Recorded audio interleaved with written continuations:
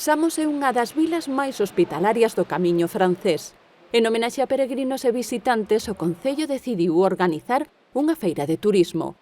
A pandemia obrigou no mes de agosto a adiar a segunda edición da cita que o Concello celebrou este sábado ás portas do Nadal. Normalmente faise no mes de agosto, que é cando acuden pois turistas, peregrinos e, bueno, todo tipo se aproveita esa xente para promocionar o que o Concello de Samos, dado que está declarado tamén de interés turístico. A feira está financiada con fondos da Deputación a través do Plan Único de Axuda aos Concellos. Hai que lembrar que Samos é un punto importante no camiño de Santiago, na peregrinaxe, e todo este tipo de actividades reforzan ainda máis se cabe estos vínculos, estas actividades que creo que hai que seguir facendo, non? Creo que debemos que seguir apoiando este tipo de actividades turísticas porque necesitamos tamén que a actividade económica se recupere, non? A maxia foi unha das actividades que animaron o festexo. Desta volta os nenos foron os que máis gozaron.